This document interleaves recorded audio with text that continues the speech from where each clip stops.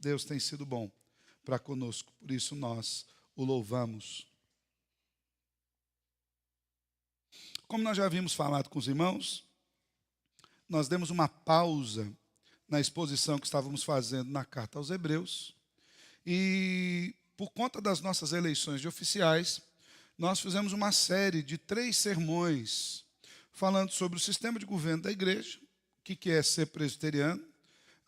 Eu acredito que para muitas pessoas foi interessante conhecer o que significa presbiteriano, de onde vem o presbiterianismo e por que nós adotamos esse sistema de governo. E nós vimos que a Bíblia é o fundamento desse sistema de governo. E, seguindo essa série de sermões acerca do nosso sistema de governo e por conta das nossas eleições, nós vamos falar também acerca do presbiterato e do diaconato. Nós estamos aí para eleger, temos 3 candidatos para eleição de presbíteros, e temos 2 vagas, e temos 8 candidatos para eleição ao diaconato, das quais nós temos 6 vagas, ou seja, nós temos aí 11 irmãos que estão concorrendo aos cargos de oficiais da igreja, irmãos esses que já foram indicados pelos irmãos da igreja para que possam concorrer a esse cargo. Mas o que é cada um desses cargos? O que eles representam? O que eles significam?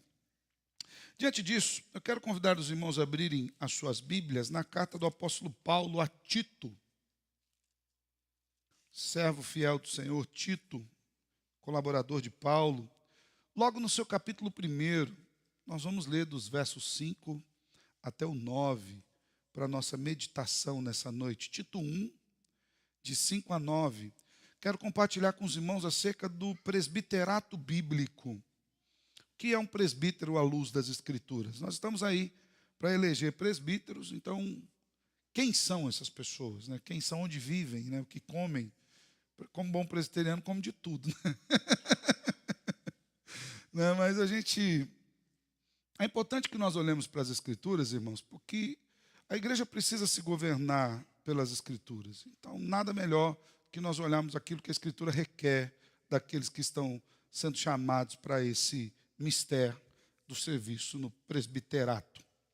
Diz assim o texto das Escrituras, Tito 1, de 5 a 9, sobre os deveres e as qualificações dos ministros. Foi por esta causa que deixei você em Creta, para que pusesse em ordem as coisas restantes, bem como, em cada cidade, constituísse presbíteros conforme prescrevi a você. Alguém que seja irrepreensível, marido de uma só mulher, que tenha filhos crentes, que não são acusados de devassidão, nem são insubordinados.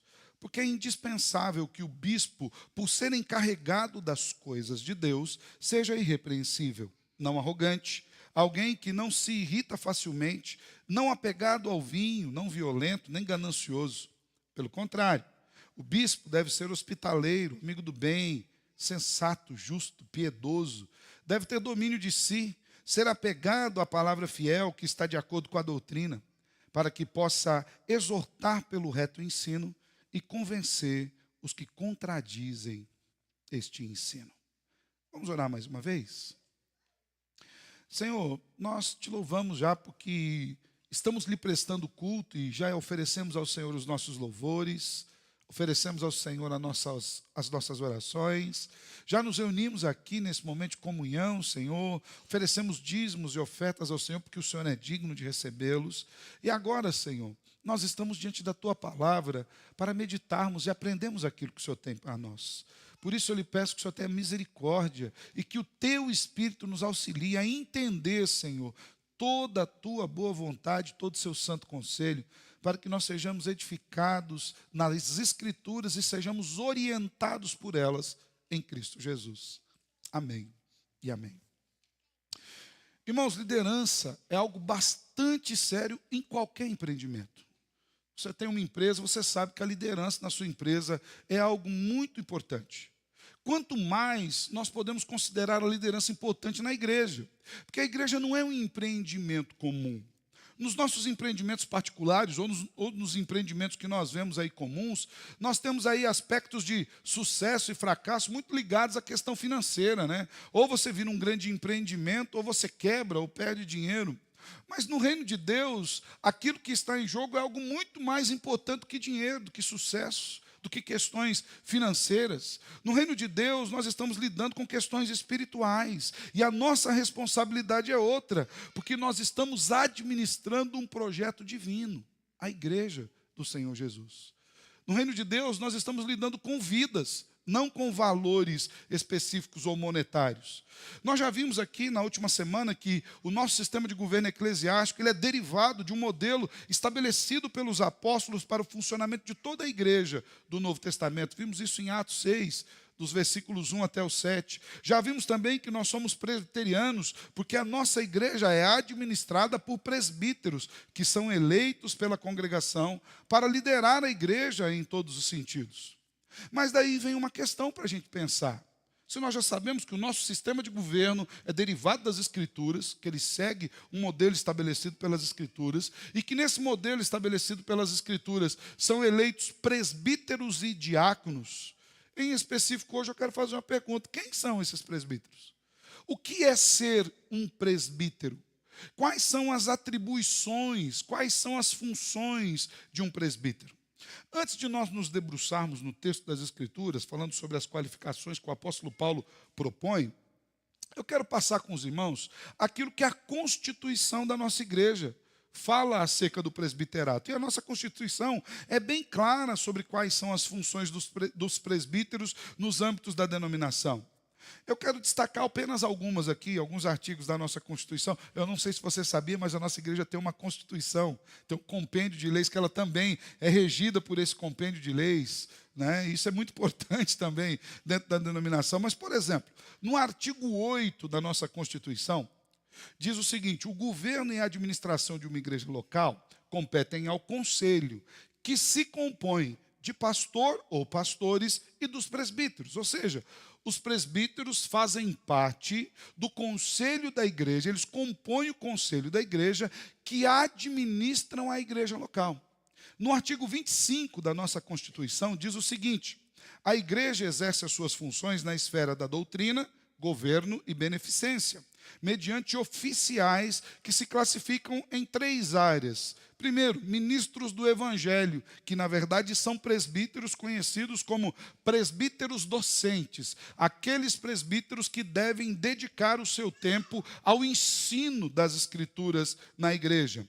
Também temos os presbíteros que são os presbíteros regentes. Eles têm responsabilidades com o estudo, nós vamos falar um pouquinho mais para frente sobre isso, mas basicamente eles são chamados para administrar toda a igreja, para ajudar nas visitas. Vamos falar aqui mais as funções dos presbíteros, mas eles são chamados para esse mistério. E temos também os diáconos.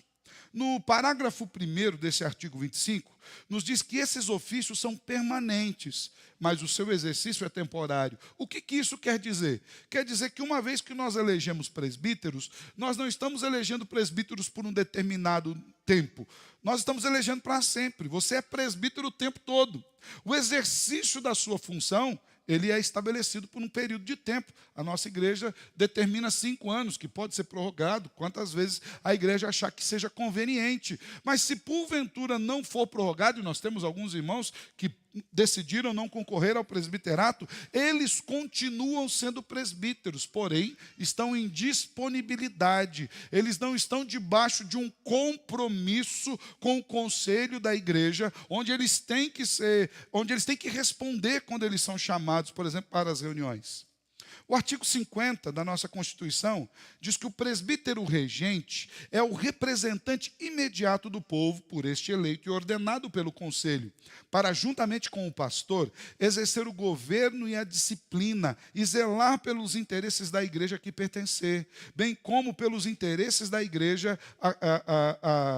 bem como pelos da comunidade, quando para isso forem designados. O artigo 51, e aqui eu gostaria que você prestasse bastante atenção, porque ele vai falar sobre as funções do presbítero dentro da nossa denominação. Talvez você não soubesse dessas funções aqui. Nós temos aqui 10 funções do presbítero dentro da denominação. Primeiro, levar ao conhecimento do conselho as faltas que não puder corrigir por meio de admoestações particulares. Aqui nós vemos 2 funções em um artigo só. A primeira função é que o presbítero tem que buscar resolver os problemas da igreja no particular. Às vezes o irmão tem uma questão, alguém está passando por uma adversidade, o presbítero vai agir. Caso ele não consiga resolver essa questão, ele leva para o conselho. Segundo, ele deve auxiliar o pastor no trabalho das visitas. Falei ontem no curso, irmãos, nós tivemos um curso ontem frutífero demais. Eu não sei se os irmãos que fizeram o curso gostaram tanto quanto a gente que participou ali. Eu achei maravilhoso o curso, foi muito bom. Nós falamos sobre o presbiterato.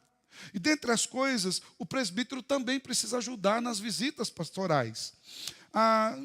Até o ano de 2019, nós dividimos a igreja em famílias e dividimos essas famílias para que os presbíteros e os diáconos visitassem toda a igreja, coisa que vai voltar a acontecer em 2024.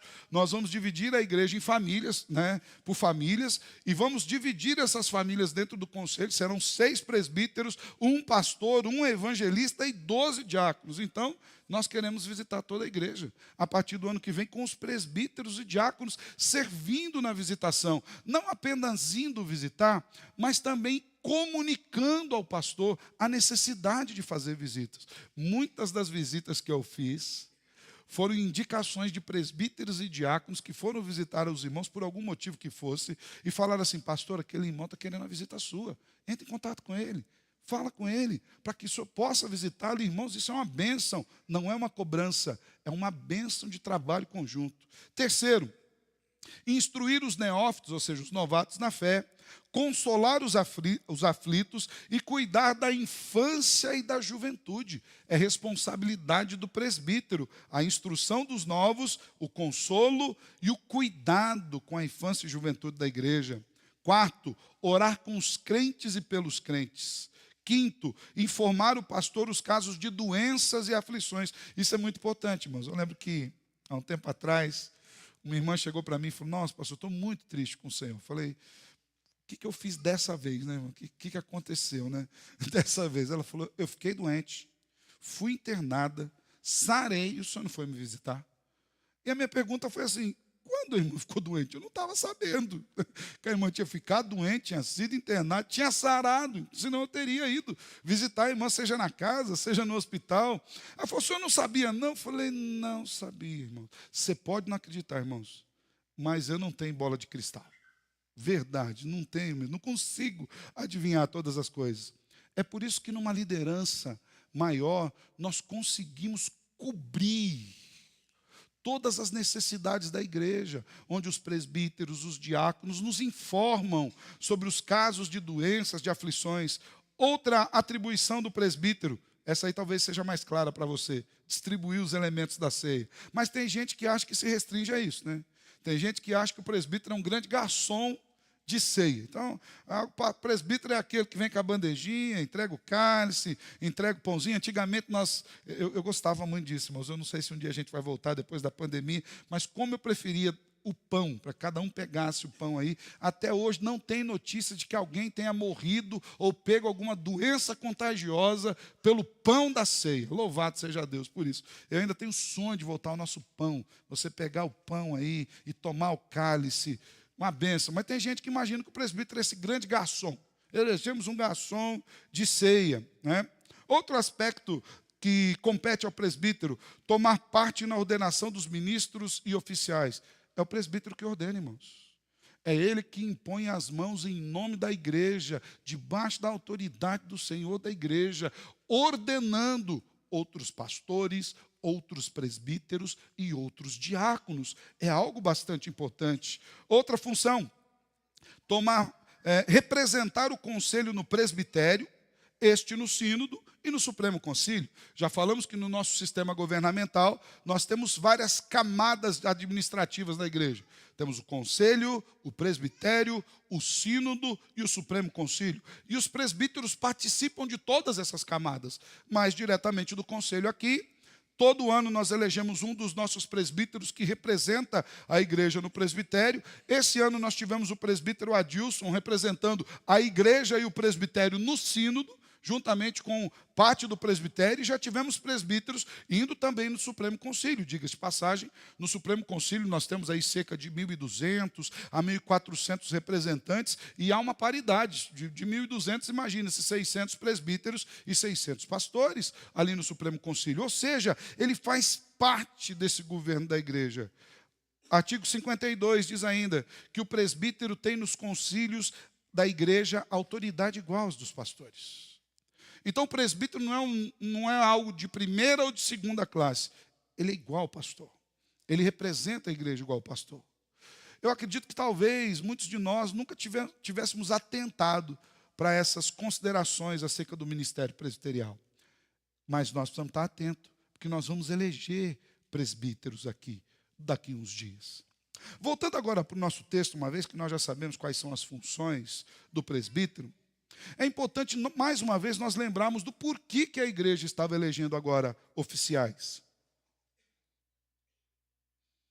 O Senhor Jesus veio, levantou um grande número de discípulos. Dentre esses discípulos, ele levantou 12, que eram os seus apóstolos, aqueles que o Senhor usou para estabelecer os fundamentos da igreja nascente no Novo Testamento. E essa igreja, lá em Atos dos Apóstolos, os primeiros capítulos, era uma igreja profundamente crescente. Nós vemos lá Pedro pregando, 3.000 convertendo, depois chegando a 5.000, o número daqueles que aceitaram a fé, que abraçaram a fé. Depois nós vemos o relato de como viviam aqueles que eram convertidos. Eles tinham tudo em comum, repartiam as coisas. Depois no capítulo 3 nós vemos que essa igreja continua crescendo. A igreja gozava paz pela Judeia e crescia em número e também na graça diante das pessoas. E depois nós não temos mais uma contagem de número dessa igreja, porque ela já estava tão grande que agora eles precisavam administrá-la de forma diferente, porque os 12 apóstolos já não estavam mais dando conta dessa administração, onde nós chegamos no capítulo 6 de Atos dos Apóstolos, que já havia um problema da divisão, da distribuição, do cuidado das casas, onde os apóstolos, os 12 juntos, resolveram estabelecer um sistema de governo, levantando em primeiro lugar os diáconos.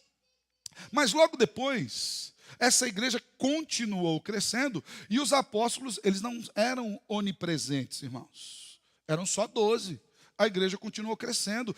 O evangelho indo para o sul da Ásia Menor, o evangelho indo para o sul da Europa, por toda a Palestina, para o norte da África. E esses apóstolos precisavam levantar homens qualificados para continuar o cuidado da palavra.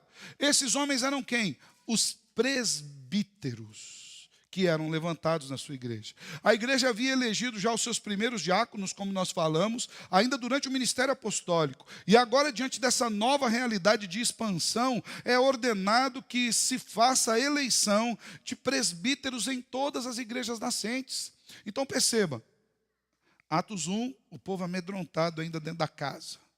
O Senhor Jesus havia morrido. Alguns já sabiam da sua ressurreição, mas eles estavam com medo, o Espírito Santo vem sobre eles. E aqueles homens recebem poder e começam a testemunhar. Pedro prega poderosamente, o povo converte.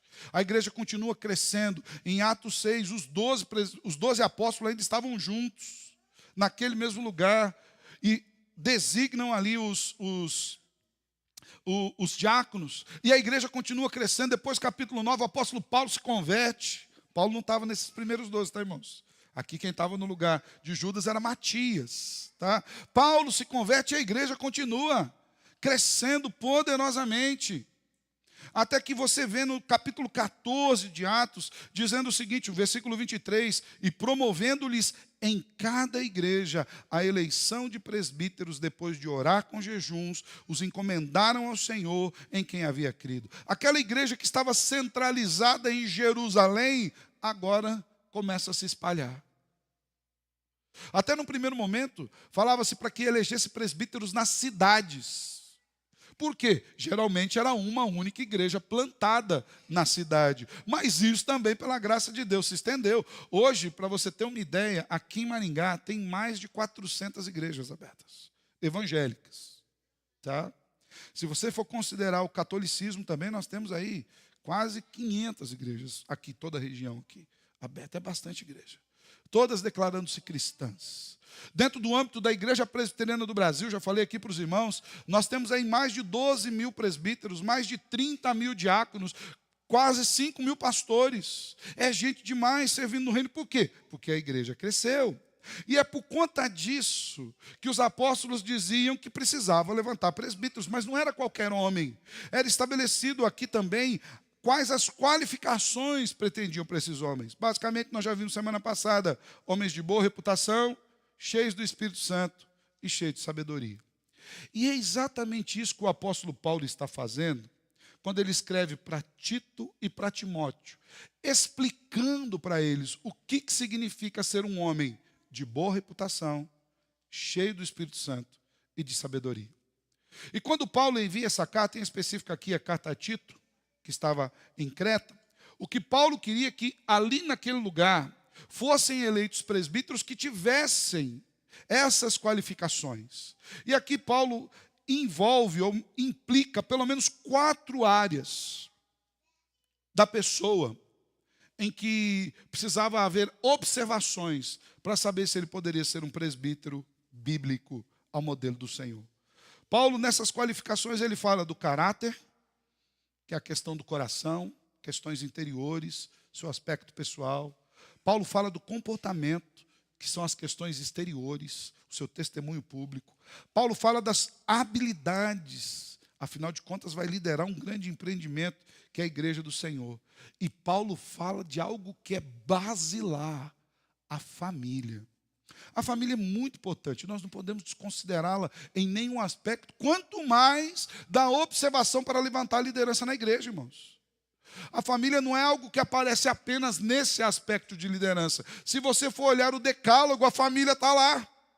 Os 4 primeiros mandamentos, onde Deus fala quem Ele é, como Ele deve ser adorado, aquilo que lhe é devido, o dia específico que deve ser dedicado a Deus. E depois, quando Ele vai falar sobre a nossa relação com o mundo aí fora, logo no 5º mandamento, antes dele falar, não matarás, não roubarás, não dê falso testemunho, não cobice a casa do seu próximo, ele fala o quê?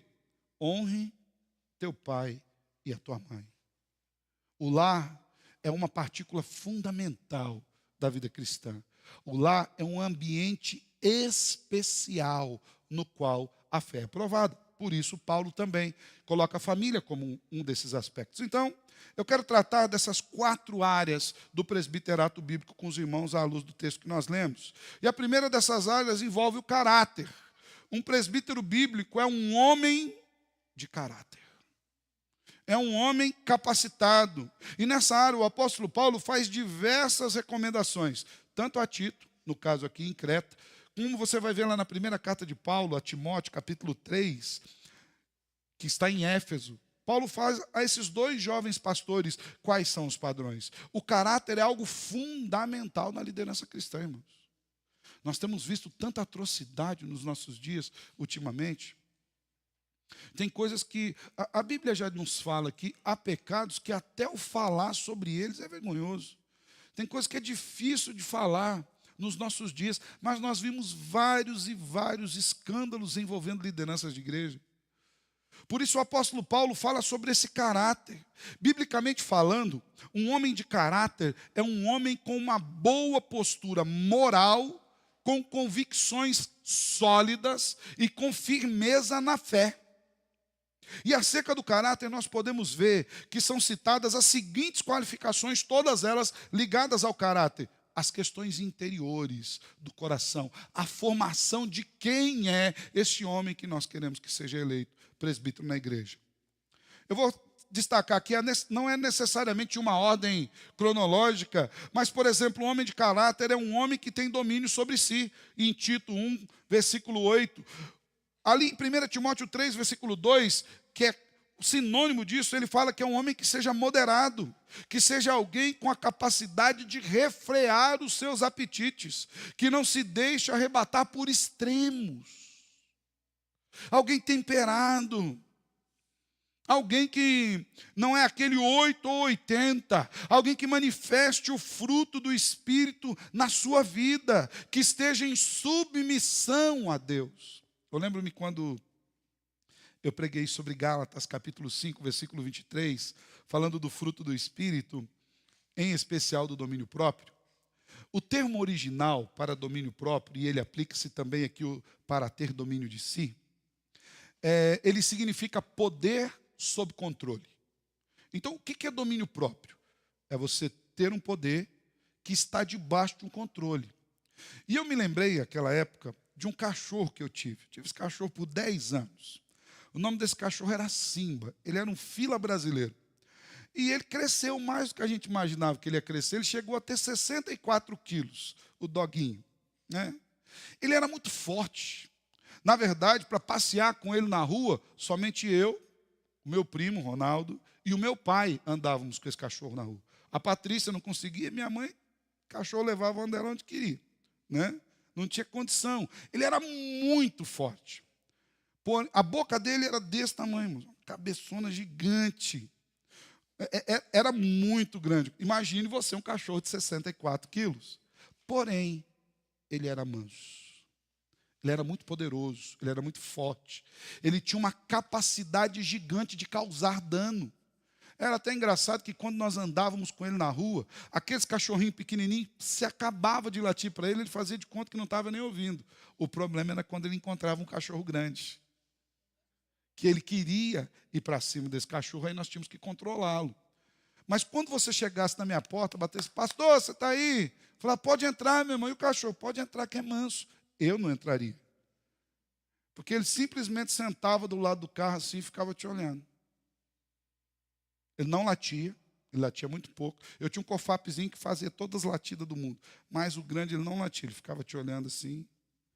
Você ia passando do lado dele, ele ficava te olhando, ele era manso. A ideia de domínio próprio é mais ou menos como esse cachorro. Ele tinha uma grande capacidade de causar dano. Para você ter uma ideia, uma vez ele tirou de casa um portão de 4 metros no dente. Ele derrubou o portão de 4 metros, um portão de ferro no dente. Ele era muito forte. Quando nós olhamos para nós precisamos entender que os nossos pecados têm uma capacidade gigantesca de causar dano às pessoas. O nosso pecado, ele tem uma capacidade grande de nos destruir e destruir outras pessoas. E outro aspecto, nós não podemos nos enganar, nós somos pecadores. Eu não sei se eu estou te informando isso pela primeira vez, mas você é pecador, tá, irmão? Queria te deixar chateado hoje, não, mas é uma grande realidade. Nós somos pecadores. E sabe o que faz com que nós não coloquemos para fora, não exerçamos na alta potência a nossa pecaminosidade? A submissão ao poder do Espírito Santo de Deus. Ter domínio sobre si é colocar esse grande poder pecaminoso que nós temos debaixo do domínio de Cristo, em submissão a Cristo, debaixo do senhorio de Cristo, em obediência a Cristo. Isso é caráter. Um presbítero bíblico é um homem que sabe do seu risco.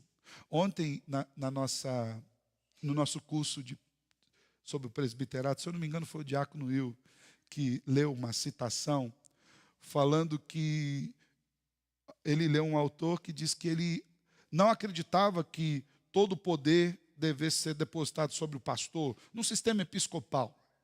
Ele falou assim, quem vai proteger a igreja de nós? Quem pode proteger a igreja de mim mesmo? O Senhor levanta outros homens para isso. Então, um presbítero bíblico é alguém que tenha domínio sobre si, que seja moderado. Outro aspecto, que não se irrite facilmente, não seja violento, mas seja cordial, inimigo dos conflitos. Nós vemos isso em Tito 1,7 e 1 Timóteo 3,3. Um homem que seja manso, irmãos, pacífico, sensato, prudente, que saiba lidar com opiniões diferentes e até discordantes da sua própria opinião, sem se irar, sem confundir a pessoa com as ideias. E aqui a gente precisa de um homem capacitado para isso. Porque às vezes você pode não gostar da ideia da pessoa e continuar amando o irmão. Às vezes numa reunião de conselho nós temos várias ideias que pululam ali. Nós podemos não concordar com algumas delas, mas nós não podemos deixar de nos amar.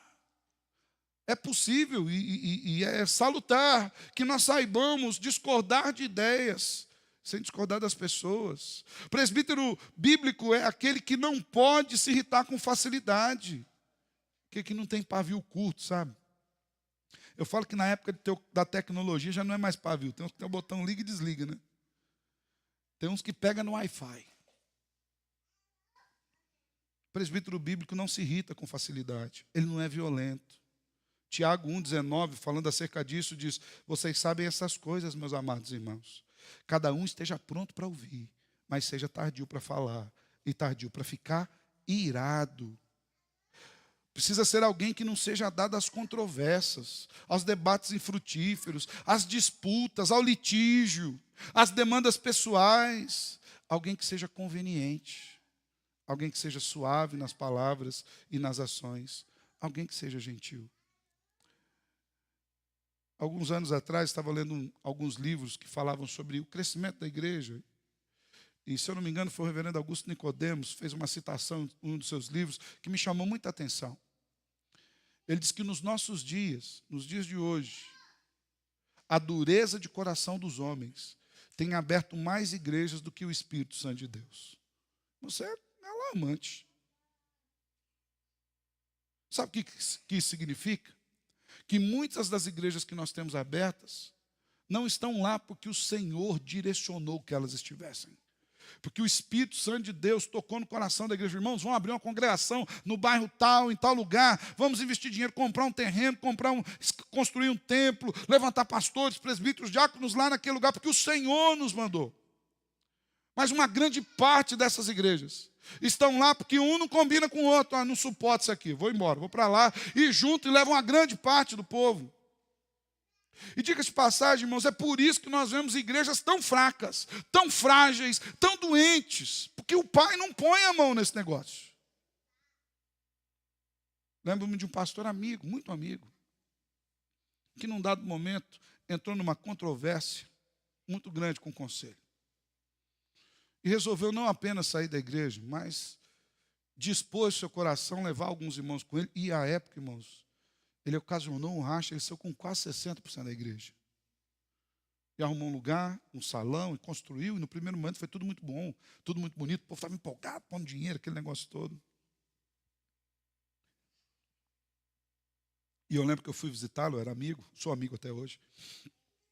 Falei com ele: rapaz, você não teme não, porque isso aí não vai dar certo. Ele até com uma pitadinha assim de riso, falou: como não vai dar certo? Já deu. Eu falo: rapaz, Deus não compactua com essas coisas. E alguns anos depois, a maioria voltou para a igreja de origem, uma grande parte desviou da fé. Irmão, isso me dá um temor tão grande. Sabe por quê? A Bíblia diz que é impossível que não haja escândalos. Mas ela diz: ai daquele pelo qual vem o escândalo. Alguns desviaram da fé. E agora o prédio foi alugado para outra igreja, porque a igreja acabou. As cadeiras, os equipamentos todos parados lá. O presbítero bíblico é alguém que não é dessa ira. É alguém que é conveniente, que é manso. Diga-se passagem, isso faz parte do caráter de Jesus. O presbítero bíblico, ele também não é arrogante, isso faz parte do caráter. Tito 1,7, alguém que não seja soberbo, não seja orgulhoso no trato com as pessoas. Alguém que não se ache superior aos outros por conta de um cargo. Diga-se de passagem, irmão, nós já falamos aqui várias vezes. O cargo na igreja não é algo, não é um nível de status na igreja. O cargo na igreja é a forma como nós fomos chamados a servir a Deus. Então, se você chega na porta da igreja e um diácono te recebe, não é que ele é maior que você. Quando você fala: eu sou um diácono, o que ele está dizendo? Eu estou aqui para te servir na área da diaconia. Eu posso te indicar um bom lugar para sentar, eu vou cuidar da climatização do ambiente. Você está com um carro, precisa que a gente olhe seu carro? Seus filhos, se porventura eles forem sair lá para fora, nós vamos cuidar dele. Se você precisar de uma informação, eu estou aqui pronto para te servir nessa informação. Eu estou aqui para te servir. Isso significa diácono. Você dá mais 3, 4 passos, encontra um presbítero na igreja. Ele não é o rei dela. Ele está dizendo: eu sou aquele que fui levantado para servir, administrando nessa igreja e cuidando do ensino dela. Então o presbítero é aquele que vai estar, nós já falamos aqui todas as atribuições, ele vai estar ao serviço de Cristo e da igreja em todas essas áreas. Hoje, eu louvo a Deus, nós temos os nossos presbíteros envolvidos, tanto na administração, quanto em várias áreas do ensino na nossa própria igreja. Professores de escola bíblica nas mais diversas classes, envolvidos na liturgia do culto, todas as vezes que são chamados, pregando o evangelho. Muitas e muitas vezes é que o pastor deixa pregar pouco. Não é porque não gosta dos presbíteros, é porque eu gosto de pregar, viu, irmão? Se os presbíteros não lembrar, de vez em quando eu passo em branco. Mas eles estão servindo na igreja.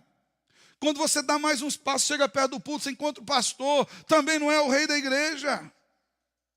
O pastor é aquele que vai servir você na ministração da palavra. É aquele que você pode e deve procurar para tirar dúvidas. E ele não sabe tudo. E ele tem a responsabilidade de estudar para sanar as suas dúvidas bíblicas, para te instruir no Evangelho. Então não pode haver arrogância, irmãos.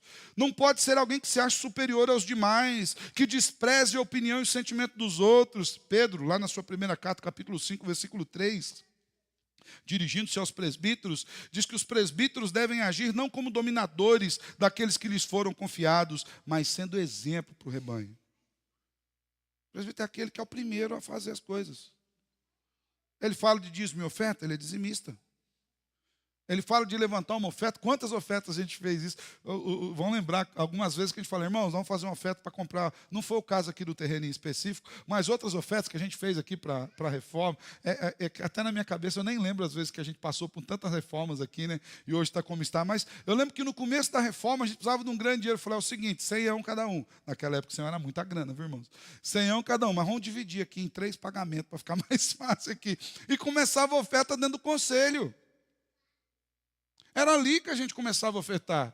Porque a gente entende que nós somos chamados a ser exemplo para os irmãos. Então, como é que eu posso pedir que você faça uma oferta se eu mesmo não estou disposto a fazer?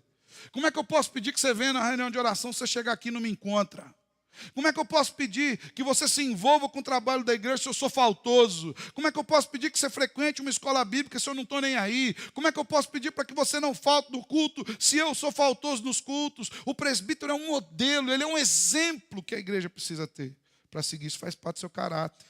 E todas essas características fazem parte de um caráter cristão, de alguém cujo coração está voltado para Cristo. Na verdade, todas essas características manifestam a submissão à pessoa de Jesus, porque elas expressam o caráter do próprio Cristo.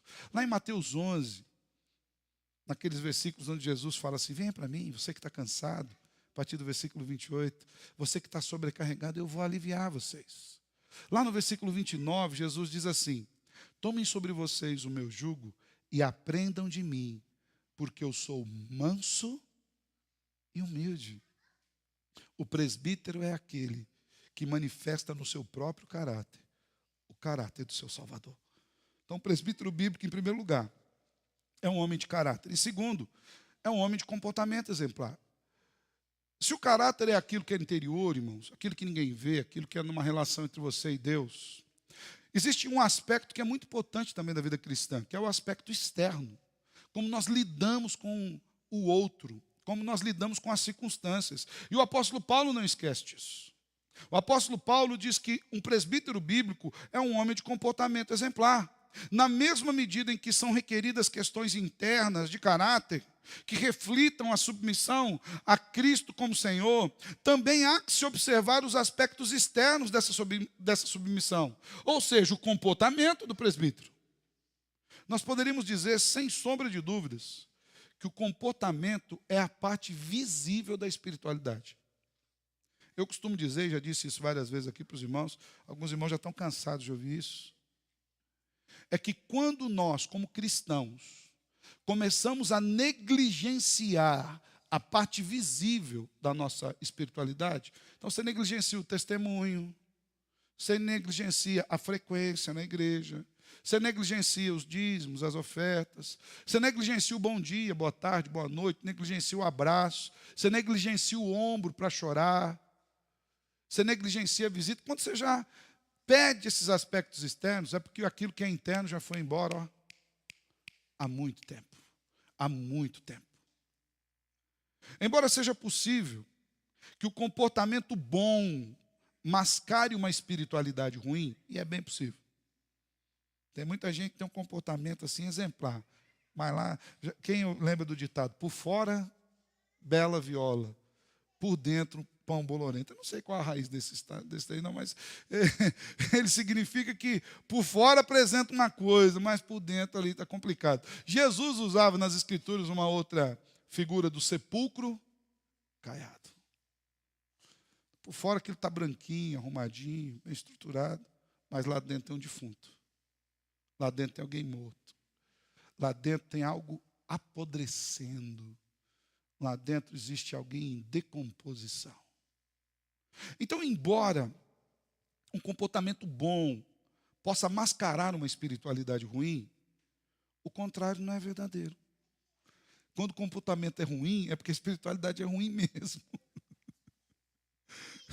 É muito ruim. Um mau comportamento manifesta uma espiritualidade frágil e uma submissão a Cristo deficitária.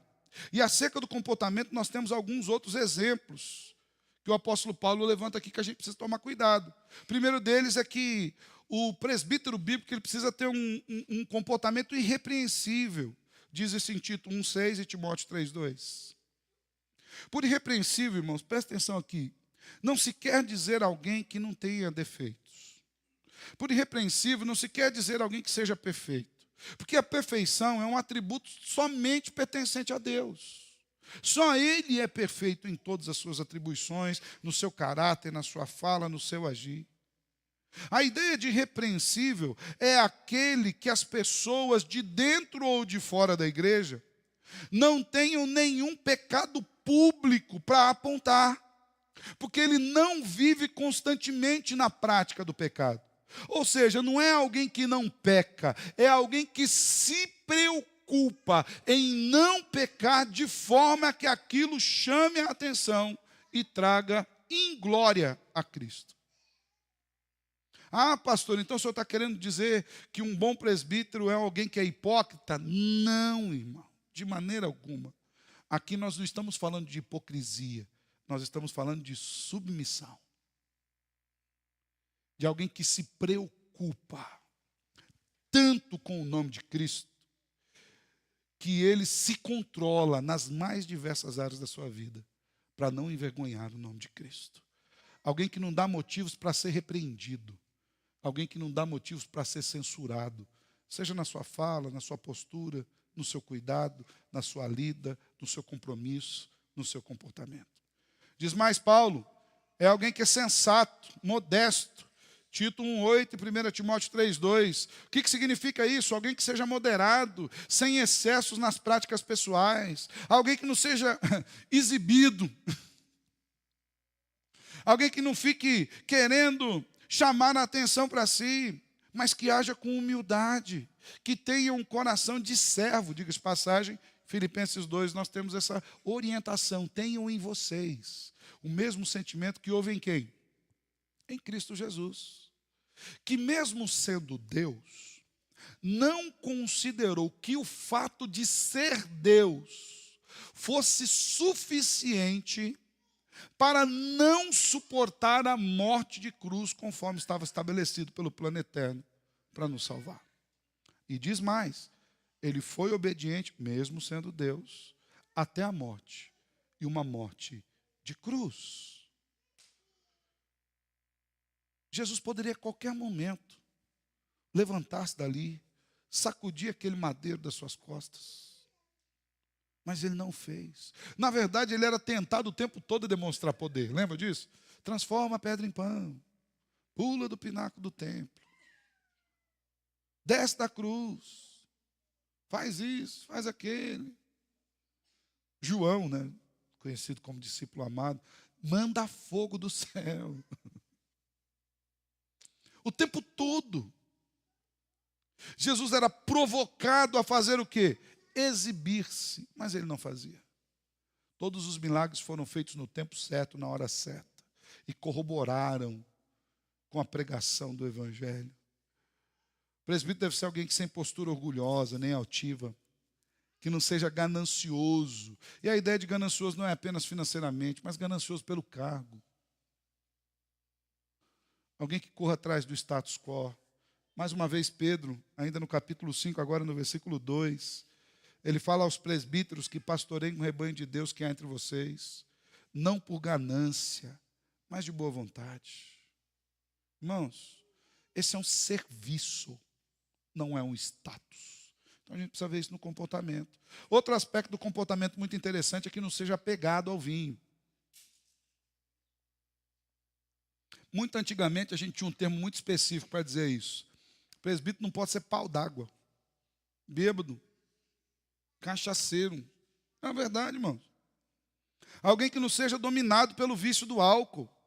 Alguém que seja moderado, sem excesso, que saiba discernir os momentos.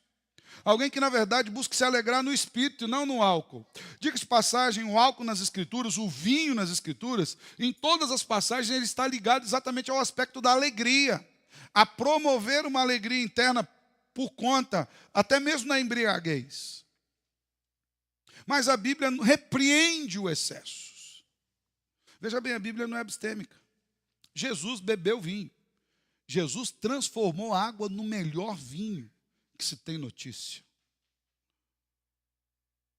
Mas Jesus nunca se embebedou. E o apóstolo Paulo nos diz bem claro que o presbítero não pode ser apegado ao vinho, mas que a sua alegria deve estar no Espírito do Senhor. Ele deve estar disposto a abrir mão dos prazeres desse mundo. Também não pode ser ganancioso nem avarento. Aqui é alguém que seja apegado aos bens materiais. Se o presbítero for avarento, irmãos, nós estamos com grandes problemas. Porque o seu foco vai ser simplesmente o dinheiro. E o dinheiro da igreja é para ser gastado com a igreja. É para resolver os problemas da igreja. É para investir na igreja, no reino de Deus, aqui e fora daqui. É por isso que nós investimos em missões. Eu falo que o Senhor nos dá o privilégio de investir em missões, porque Ele faz com que as nossas mãos cheguem aonde nós não podemos ir. Já parou para pensar nisso?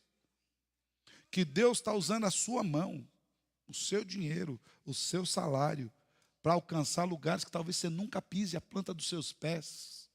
E lá na glória eterna você vai encontrar com gente que foi salvo pelo ministério de vários missionários e de várias igrejas aí afora, e que você sustentou. É um privilégio. O presbítero não pode ser ganancioso. Entretanto, ele precisa investir tempo no estudo da palavra. Investir a sua vida na palavra. Diz mais, amigo do bem, justo, piedoso. Tudo isso são características externas, irmãos, que a gente pode ver. Alguém que é promotor da bondade, da paz, que seja reto, imparcial, íntegro, cumpridor e respeitador das leis de Deus, e na medida da fé, das leis dos homens. Por que na medida da fé? Porque nem todas as leis dos homens são leis justas.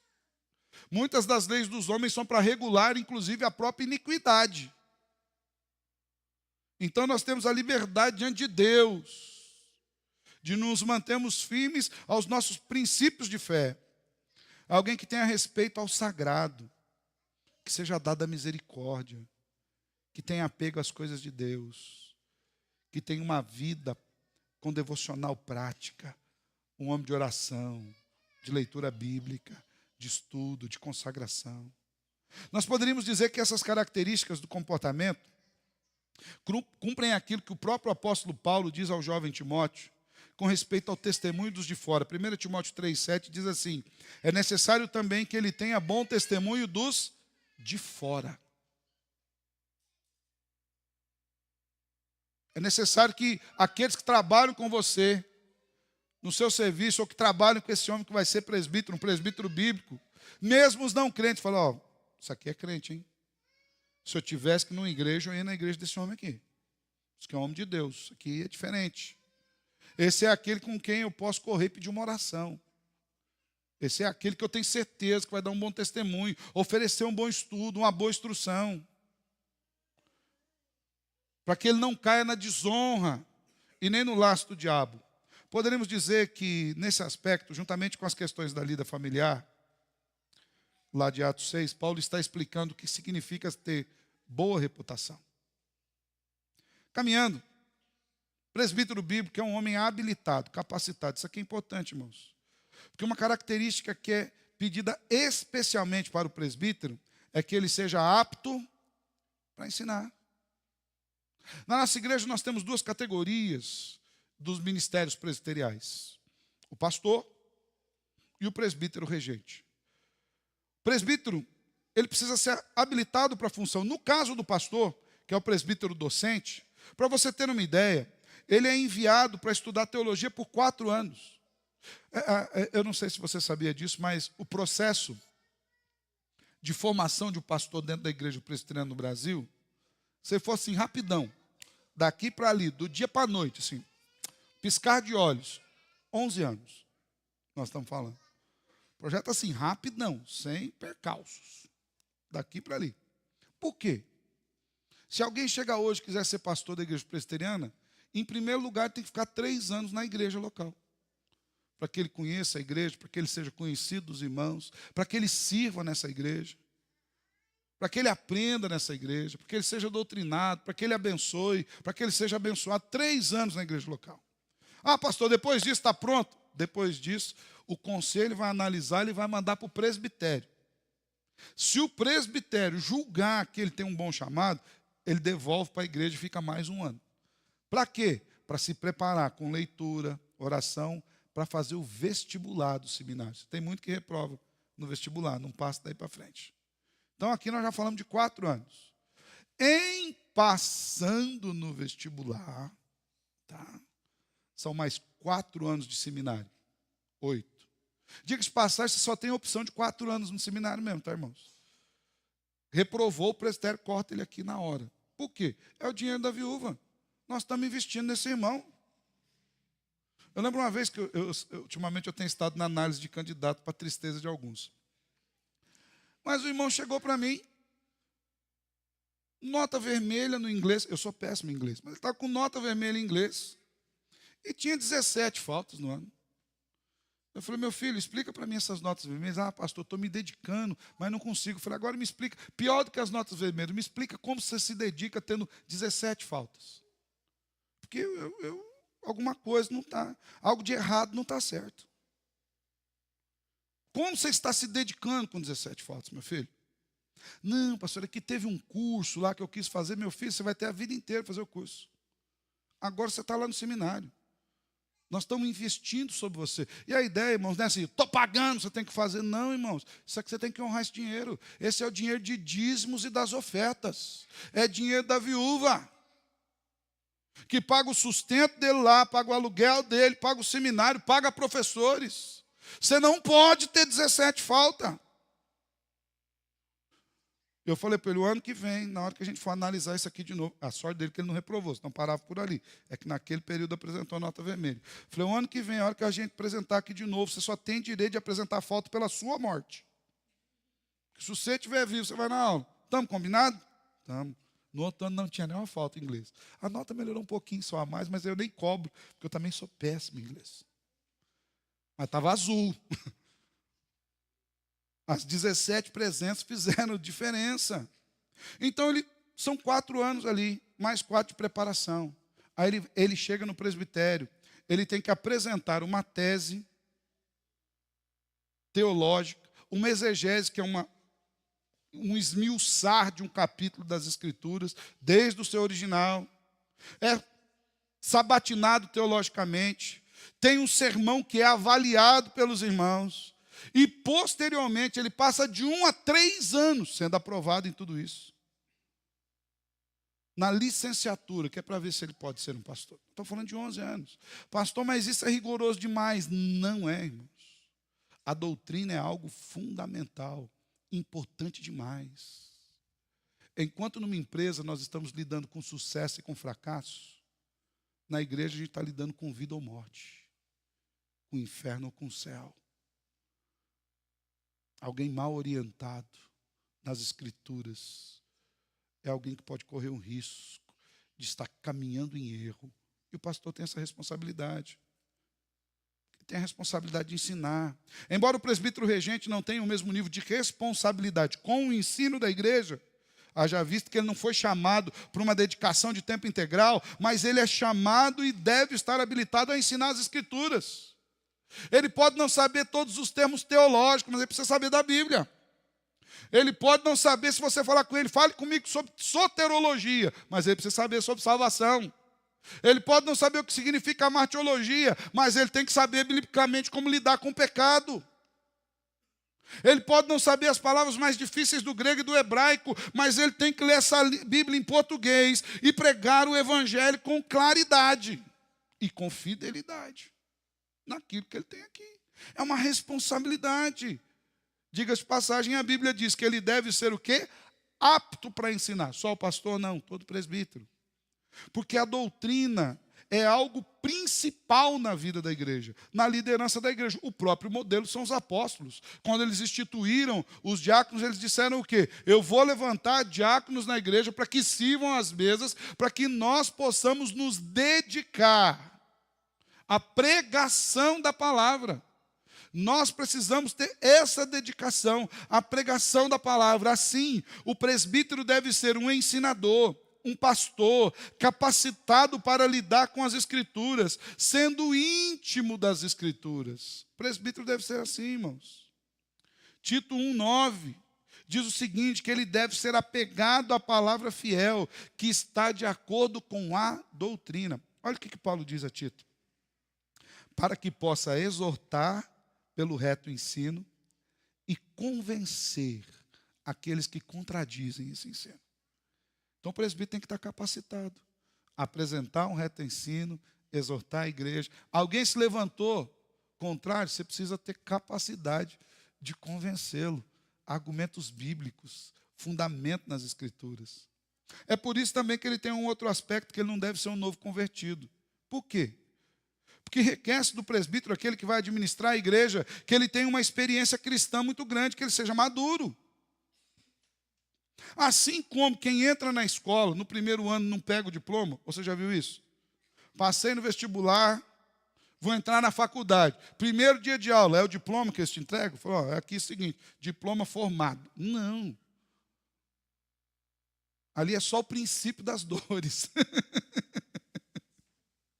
Há 4, 5, 6 anos pela frente, de estudo árduo, de experiência, de aprendizado, de provas e mais provas. Por que nós temos as provas? Não é porque o professor decidiu ser maldoso e falou, não, agora eu vou descontar toda a minha raiva nesses alunos aí. Vou fazer aquela... Tem gente que acredita que é assim mesmo, tá? Mas não é. É porque ele quer ter alguma maneira de medir se você está aprendendo ou não. É por isso que ele coloca uma prova e ele estabelece uma nota nessa prova para tentar mensurar com aquilo que ele pode, se você está captando aquilo que você recebeu. Isso vai o quê? Tempo. Do primeiro dia de aula até o diploma, são 4, 5, 6 anos. Também para o serviço na vida da igreja, é uma habilitação que vai tempo. Nós aprendemos sobre Jesus, nós começamos a experimentar de Jesus na prática, nós falamos de oração e vamos orar. Um bom presbítero passou muitas madrugadas de joelho orando. Um bom presbítero derramou muitas lágrimas em oração, leu muitas escrituras, tem experiências profundas com Deus.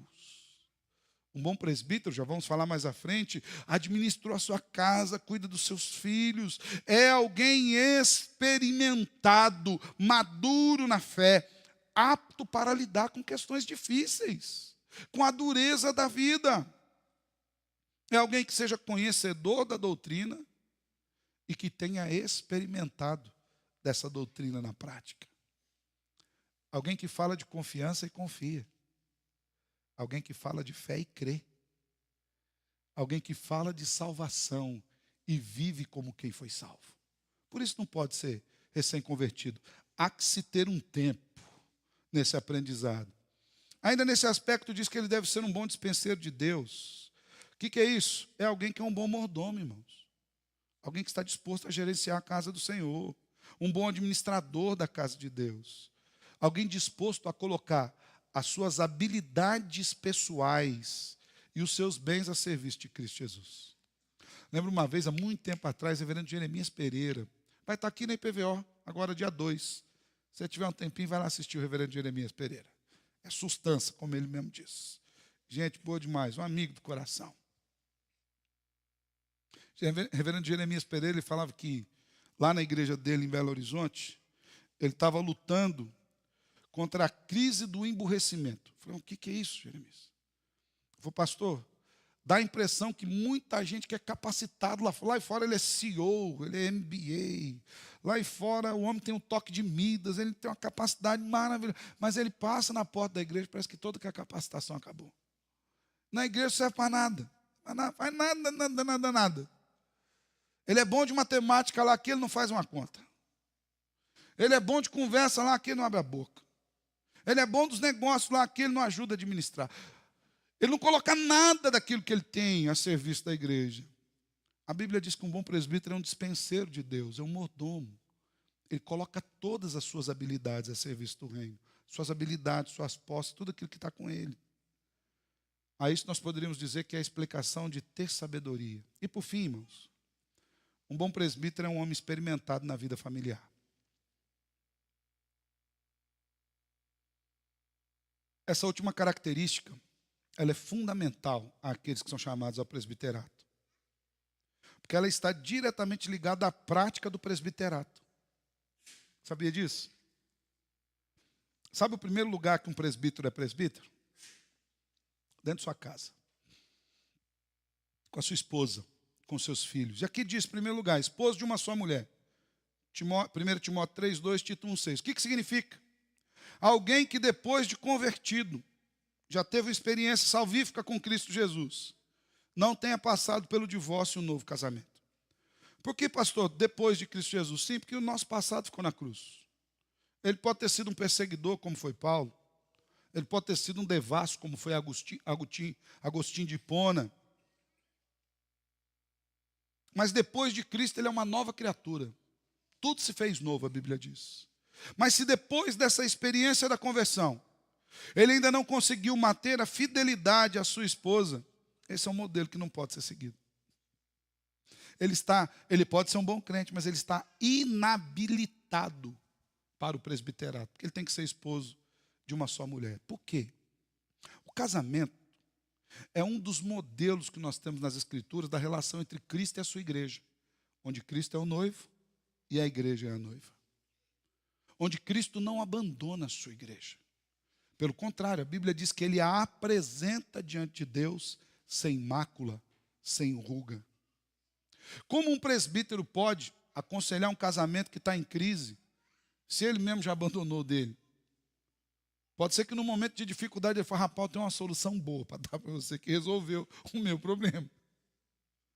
Ele está inabilitado para aquilo, para aquela tarefa, para aquele mistério. Esposo de uma só mulher. Alguém que tenha fidelidade que perpassa pelo tempo, irmãos. Se tem algo que é lindo, é quando os casais podem ter o privilégio de envelhecer juntos. Isso é maravilhoso. Ali você vê a maturidade do amor, da paciência, da misericórdia, da graça, da temperança.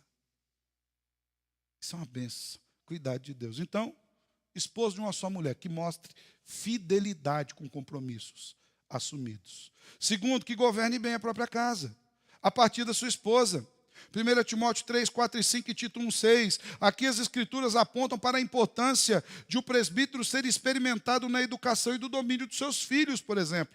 Tito 1, 6 diz que o presbítero deve ser alguém que tenha filhos crentes, que não são acusados de devassidão e nem sejam insubordinados. É claro, irmãos, e é óbvio que aqui está falando dos filhos que estão debaixo da sua guarda, dos filhos que estão debaixo da sua casa, da sua responsabilidade. Não está falando de filhos adultos que tomam conta da sua vida, que se casaram ou que resolveram morar fora de casa e não dependem de você. Porque o filho que mora fora de casa e depende do seu sustento, ele está debaixo da sua responsabilidade, viu? A casa estendeu até onde ele está. Mas ele precisa governar a casa.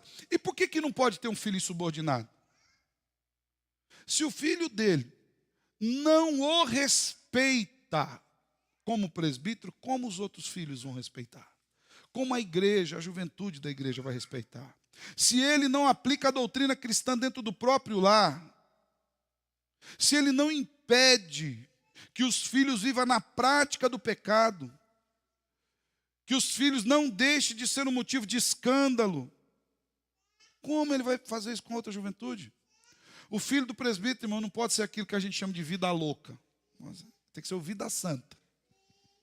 Vida louca não dá. Por quê? Porque isso é contrário ao ministério do próprio pai. Filhos que sejam desobedientes, contumazes, eles demonstram que o pai não tem conseguido exercer autoridade sobre a sua vida. E olha o que Paulo diz a Timóteo, lá em 1 Timóteo 3, 4 e 5. O presbítero tem que governar a casa, criando os filhos sob disciplina, com todo respeito. E olha o que ele diz no versículo 5. Pois se alguém não sabe governar a própria casa, como cuidará da igreja de Deus? Você entende a importância da experiência do lar? Se os próprios filhos não lhe respeitam, ele vai virar alvo de chacota na igreja.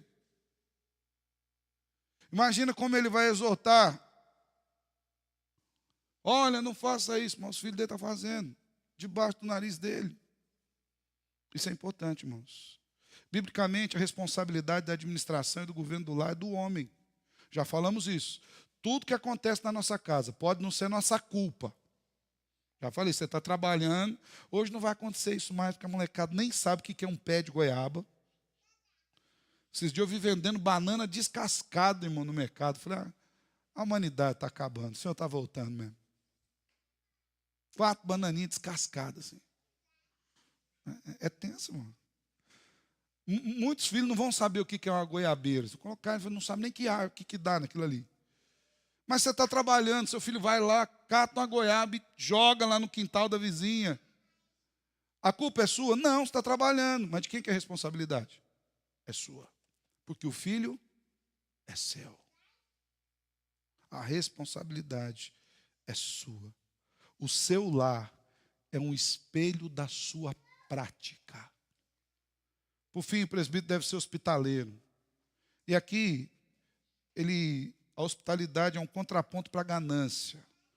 Ou seja, o presbítero deve ser alguém doador, alguém que oferece sua casa, por generosidade, por bondade, alguém que acolhe com satisfação. A hospitalidade também demonstra um padrão que ele tem usado na administração do seu lar. Porque para ser hospitaleiro, a gente mexe com a dinâmica da casa, não é assim? Vai receber alguém em casa, não são todos que têm um quartinho para visita. Às vezes o quartinho para visita é o seu. Geralmente lá em casa, o quartinho para visita é dos filhos. Então vai visita em casa, já sabe que tem amontoamento familiar. Que eles vão ceder o quarto com muito carinho, muita alegria, para o visitante poder dormir, descansar. Isso faz parte da administração do lar. Porque isso depende dos filhos. Poderíamos dizer aqui que isso responde àquele aspecto de Atos da boa reputação. 4 áreas que um bom presbítero, um presbítero bíblico deve ter.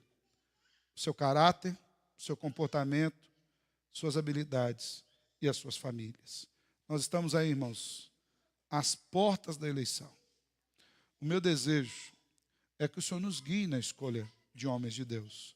O que se requer desse texto não é perfeição, não é impecabilidade, mas que todos exerçam o presbiterato de acordo com a vontade de Deus. Como cantamos aqui no começo, que os homens de Deus tenham por alvo Cristo.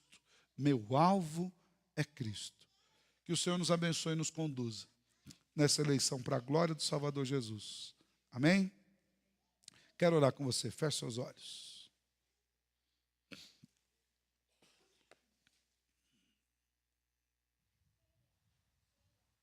Amado Senhor, nós te louvamos pela tua palavra, que nos traz ricas instruções acerca do presbiterato bíblico. Obrigado porque nós temos homens assim aqui na nossa igreja. O Senhor tem levantado, chamado homens para esse serviço. O que eu lhe peço, Deus, é que o Senhor nos direcione a eleger aqueles que o Senhor quer que sirvam na tua igreja nesse momento, dessa forma. Que o Senhor toque no coração desses homens. E que o Senhor toque também nos nossos corações, nos dando orientação. Toma, Senhor, o nosso coração. Que a gente te honre, Senhor, através de uma escolha santa. Que a gente te honre, Senhor, através da preocupação com a tua igreja, de servir o Senhor, de servir o seu reino da melhor forma. E que o Senhor, por misericórdia e graça, se agrade de nós, para a glória e em nome de Cristo Jesus, que é o